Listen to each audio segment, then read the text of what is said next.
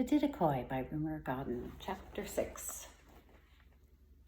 The court had been hearing a case of damage at the village school by 2 young hooligans, said Mr. Blount, and as we are all here again, said the chairman, tell us, the traveler child, Kizzy Lavelle, is she happy and well? And he asked, Miss Brooke, Mr. Blount? Would you like me to leave while you discuss her? Asked Miss Brooke. There isn't anything to discuss, said Mr. Blount. Kizzy is well and putting on weight. She seems to conform now without any difficulty, though she keeps to herself. That's perhaps because of an unfortunate episode after school. What episode? Mrs. Cuthbert, who was there representing the school board, was instantly alert. It seems some of the children set on her, the girls. Well, it certainly wasn't my prudence, and may I ask why were we not told? Mr. Fraser thought it better to let the children settle it themselves, which they have done, and before Mrs. Cuthbert could speak again, Mr. Blount went hurriedly on. Kizzy could read now. Miss Brooke has been coaching her in the holidays and evenings. She is beautifully kept. I feel, sir, he said to the chairman, Miss Brooke should be congratulated. It might all have been most difficult. It isn't finished yet, said Miss Brooke. Indeed, Mrs. Cuthbert spoke to her afterwards. I didn't say this in the courtroom because I didn't want to shame you, Olivia, but I don't believe you are making such a success of that child. If there's another opportunity, I shall feel bound to speak. Is that a threat? Asked Miss Brooke, smiling. Olivia Brooke, as if I would threaten, but that little girl is too solitary. I quite agree. Then why do you let her be? The fact is, Olivia, you have become possessive. That's what I meant when I said a single woman shouldn't take a child. Possessive. What do I do? Asked Miss Brooke. Keep her away from everybody, except the house, of course. If any of us ask her out, you won't let her come. Never let her ask any child near. Miss Brooke's lip twitched. Wouldn't it be nice, Kizzy, she had said some days ago, if you invited some of the girls to see your orchard and wagon? It would be horrid. Just 1 or 2, coaxed Miss Brooke. No, they would be fascinated. No, think of showing them the Gazaya china. No. And Kizzy got into a state worse than when I suggested asking them to the house, Miss Brooke told the Admiral. Yet I feel I must try. Don't, said the Admiral to us. Let her be. Clem had been allowed to see. If you won't tell, said Kizzy. Promise not to tell, not even Elizabeth, particularly not Elizabeth. I promise, said Clem. Say, may I die if I lie? Kizzy was fierce. May I die if I lie, said Clem meekly. But mean it, mean it, mean it, stormed Kizzy. No one, absolutely no one, was to know. But there are some queer goings-on, said Mrs. Cuthbert. As soon as Kizzy came back from school, she and Miss Brooke would light her fire and boil the kettle. She taught Miss Brooke some of the gypsy ways with fires. Set them going, said Kizzy, with bits of torn paper or twigs, dried leaves, put a match to them. Gran used her flint. Then build a sort of little chimney with twigs, thin twigs. That pulls the fire up, and then you put on branches. Apple and willow burns quick. Gran said oak is good and slow, but we never had any oak. Chestnut is bad. It snaps. Sir Admiral sometimes gave Gran elm logs. Elm is best. Sometimes Kizzy fried her own bacon and sausages, roasted potatoes and apples, but even if Miss Brooke cooked it, always had her tea out there. Afterwards, she would sit on her box or, if it rained, go into the wagon and light the little lamp. Miss Brooke would hear her singing and crooning to herself as she fed the fire or just sat dreaming. Chuff beside her. Chuff, too, had adopted the fire.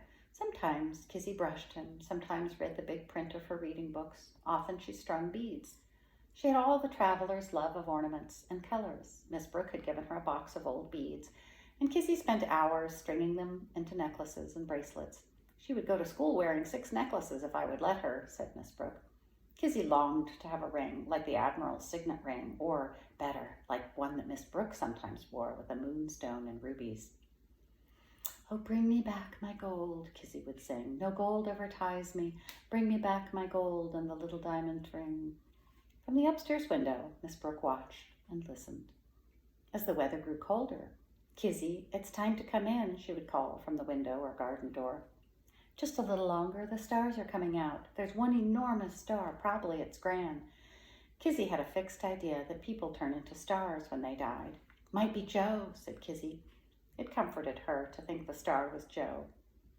I do need a pony, she told his star. You would be too big for the wagon, but you could come along. Sometimes Miss Brooke found her asleep on the box or in the wagon's bunk. Though Miss Brooke was slight, she was strong. She gathered Kizzy up, carried her indoors and upstairs, and put her straight under the blankets into bed. Mrs. Cuthbert caught her once. "Olivia, you're too small to carry that great child up to bed." "She's not very heavy, and don't wake her," said Miss Brooke. "But bed without washing? She can have a bath in the morning. Bed in her clothes? She'll have clean ones tomorrow." The clothes smelled of wood smoke, but that was Kizzy's familiar smell. What has she been doing? Amusing herself? At this hour, and you let her? "Yes," said Miss Brooke. "As I said before, you have queer ways of bringing up a child." "Is it too queer?" Miss Brooke asked Admiral Twist. "We are encouraging her in make-believe." "Yes," said Admiral Twist, "but make-believe is a good splint for a break, and a good many things have been broken for Kizzy." It was bonfire night. A huge bonfire had been built on the common. "It's almost as tall as a house," said Clem.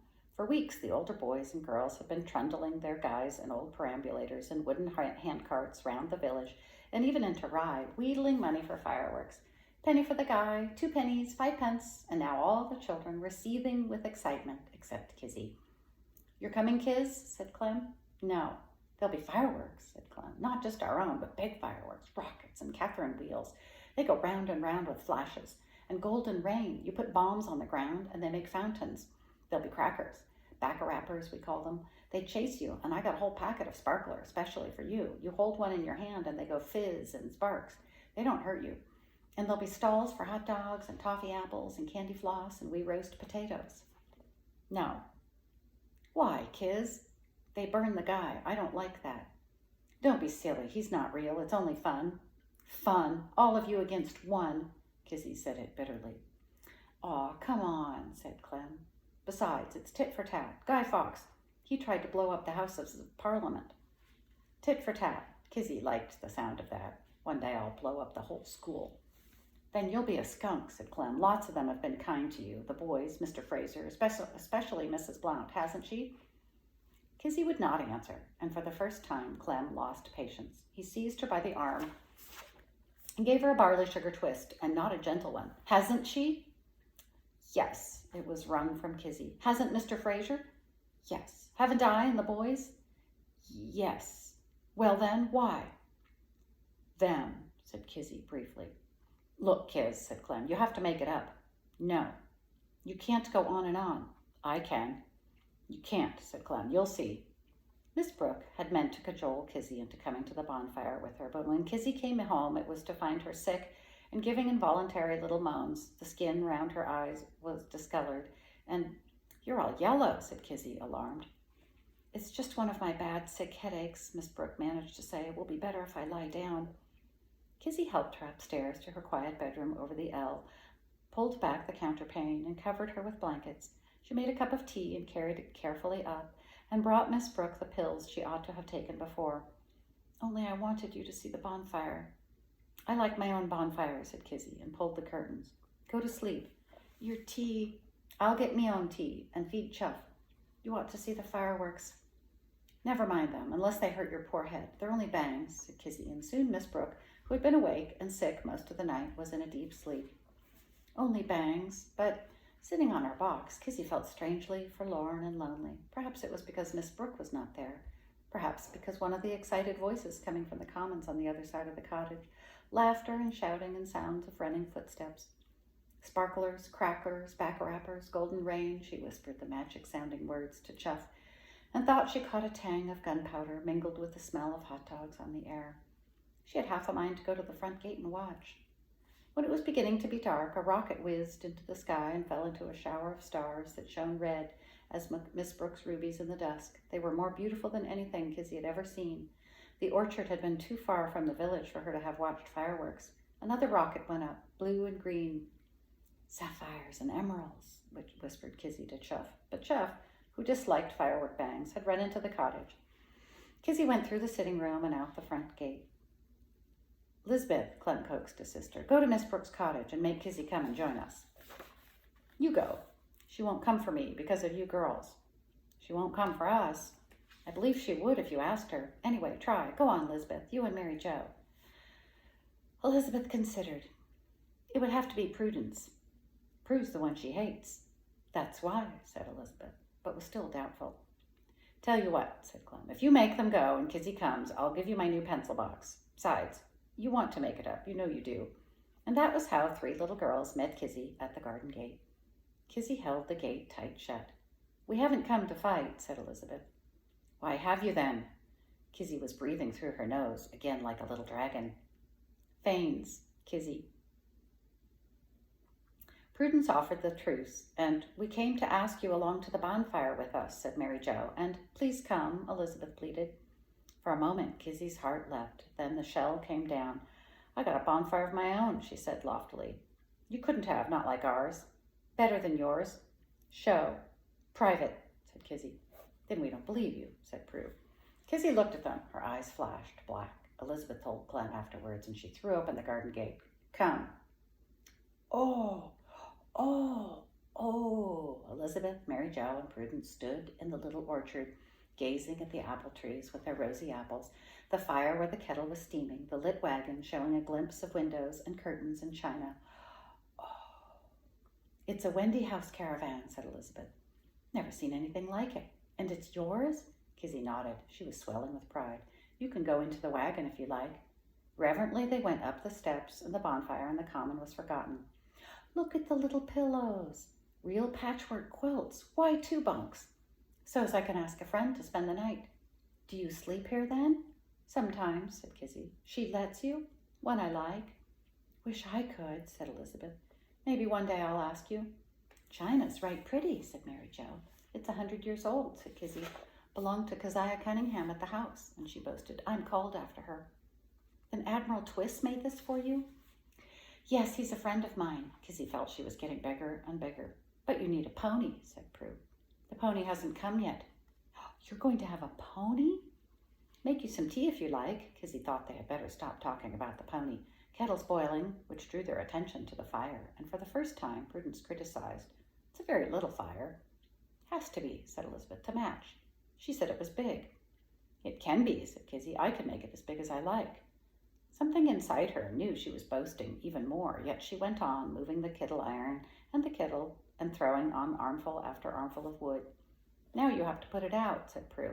Haven't. And Kizzy went to the garage and brought out Miss Brooks' spare tin of petrol. Kizzy, you can't put that on it. Petrol's dangerous. Stand back, was all Kizzy said. She meant to sprinkle a few drops, but the tin was heavy. Petrol gushed out, and Kizzy, screamed Mary Jo, as there was a bang and a flash of flame. Kizzy dropped the tin and jumped back as a sheet of fire came up. How it didn't catch her face, I don't know, said Elizabeth afterwards. In a moment, there was what seemed a wall of fire with tongues reaching out towards the cottage. The thatch on the low eaves of the L caught at once, while the wind swept the fire upwards. Flames ran along the thatch, and in a minute, smoke began to come out of the upstairs window. Chuff tore out of the house, his fur on end, and leaped, clawing up the hedge. The heat scorched the girls' faces, and the wagon, the little wagon, screamed Elizabeth over the noise of the flames. But never mind the wagon, Kizzy shouted back. Olivia, Miss Brooke, she's asleep in there. Before they could catch her, Kizzy had dodged round the flames and dived into the smoking cottage. Elizabeth screamed. Mary Jo began to sob, but Prudence was not Mrs. Cuthbert's daughter for nothing. Run, Beth, she ordered. Run, get Clem, get men.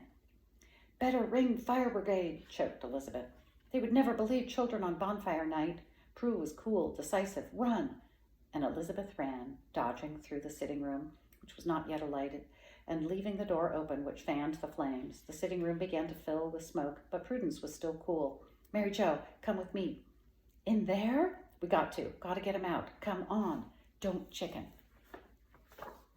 As they came into the cottage, they heard faint cries.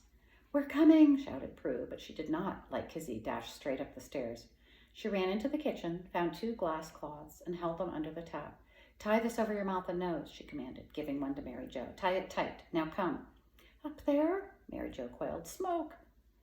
Course, come on. The stairs were a steep, single cottage flight with a small landing at the top. Smoke was billowing down them now, filling the sitting room. Crawl, said Prue over her shoulder. They could hear Kizzy coughing and spluttering above them, then saw her frantically trying to pull Miss Brooks' body through an open door. Smoke belched out from behind her, and as Prue, on her hands and knees, got to them, Kizzy choked, doubled up, and fell. In one swift movement, Prue grabbed her curls, Kizzy was light, easy to pull clear, and Prue passed her to Mary Jo.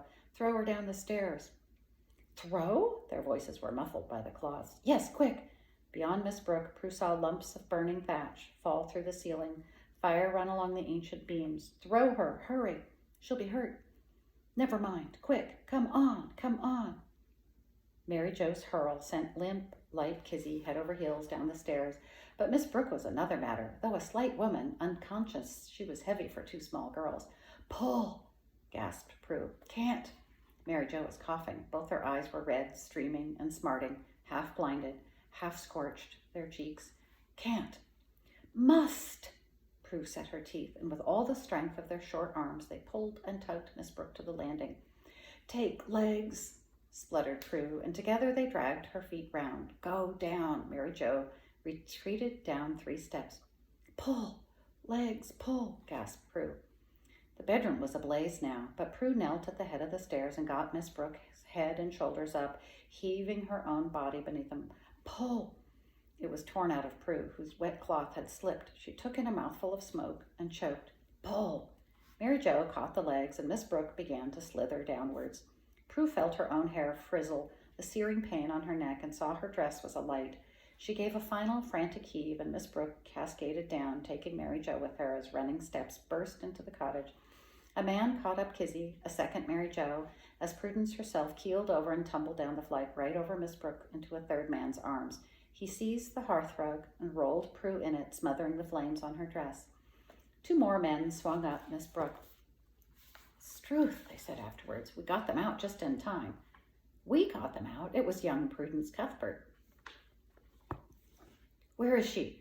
The Admiral's old rolls had come tearing into the village, and he, Peters, and Nat were out of it in a moment when it drew up with a shrieking of tires outside the cottage. 2 fire engines were there, firemen trampling over the garden, their hoses still jetting out water that sent a mushroom of smoke spreading over the sky with a terrible smell of charring. Some of the downstairs furniture had been carried out and stood higgledy-piggledy in the garden, soaked with dirty water and grimed with smoke. The excitement of the cottage on fire had dimmed the excitement of the bonfire, and at least half the village was gathered there. Admiral Twist went through them like a reap hook through corn. How did he get here so soon? Doctor was playing chess with him, Nat explained. Hospital telephoned. Where is she? Looking at the Admiral's blanched face, a murmur went round. Lord, how he do love that child. Is she alive? Hurt? Where is she? Little girl's all right, sir. The chief fireman came up. All the little girls, overcome by smoke, of course. The ambulance has taken them to hospital. One has some burns, but not severe. The Admiral still seemed dazed, and a dozen voices reassured him. Kizzy's safe. She's all right. Kizzy is all right, sir. No, not Kizzy, said the Admiral. At least Kizzy, yes, but not Kizzy. And in front of them all he cried, Where is she? Is she hurt, Olivia? Miss Brooke? I told you she was setting her cap at him, said Mrs. Cuthbert. The village seldom remembered a more exciting time. Mary Jo and Kizzy were discharged from hospital next day, and Kizzy went to stay with the Olivers, with Clem and Elizabeth, said Kizzy. Prudence came out next, with her bandaged neck and hands. She was the heroine of the village. Wouldn't be surprised if she got a medal. And even Peters had to say, got a head on her shoulders, that one. The cottage was a blackened half ruin, sheeted with tarpaulins, the furniture stacked up. You can't live there now, Admiral Twist told Miss Brooke. He had gone straight to the hospital and was there every day. You and Kiz will have to come to Amberhurst. But talk, yes, there will be talk, the Admiral said it irritably, but his eyebrows did not bristle. But there's one way to stop it, if you will say yes, Olivia. For Kizzy's sake. Not Kizzy's, yours and mine. Kizzy too, of course, but when I thought you were burnt, the Admiral's eyebrows and mustache worked so violently he had to go to the hospital window. It's no good. You will have to say yes, Olivia. Yes, said Miss Brooke. It was a little while later that she asked, and her eyes were laughing. How will you tell Nat and Peters? End of chapter 6.